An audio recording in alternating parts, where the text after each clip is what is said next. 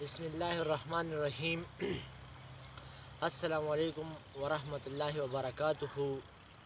نن یو ځل بیا تاسو سره جان محمد د جانیه چینل نه مخاطب یم او امید لرم چې روغ جوړ به او د خپل ژوند نه به خوندونه او مزې اخلئ.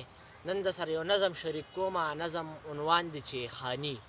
نظم نه ته یو دوه شعرونه مخکې ویم چې نور به د مینې دا روزګار پرېږدمه، نور به د مینې دا روزګار پرېږدمه او دا به دنیا ته یو یادګار پرېږدمه. نور به د مینې دا روزګار پرېږدمه، دا به دنیا ته یو یادګار پرېږدمه او د ژوند لمحې مې رانه یار خوړې، د ژوند لمحې مې رانه یار خوړې، سیال به د ښکلو انتظار پرېږدمه. نظم دی چې منمه ښکلې ځوانې، منمه ښکلې ځوانې د بره کلي خانې، ستا لویه فلسفه را، ستا لویه عقیده ده، ستا ژوند د ښکلاګانو خیالات د ارناګانو. ارمان دې رنګینو کې، ژوندون دې په مزو کې، ستا کور او ستا مالت کې، یتیم ری په غربت کې، بلها سرونه پریوزي ګلونه شهیدان شي.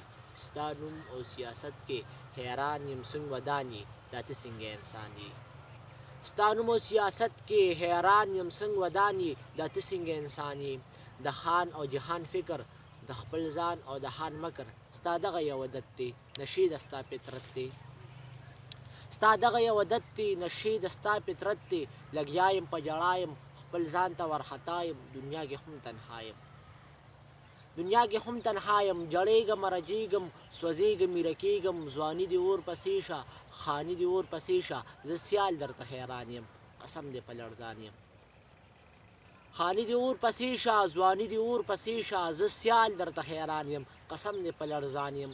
که ورځ وي او که شپه وي عادت به دې نشه وي، مقصد که د ژوند دا وي کارونه که دې دا وي ټول ژوند به دې رسوا وي. مقصد که د ژوند دا وي کارونه که دې دا وي ټول ژوند به دې رسوا وي. بس دغه احمد سیال دی لګیا چې په خپل خیال دی، د مور په دوا رنګ دی فقیر دی او ملنګ دی.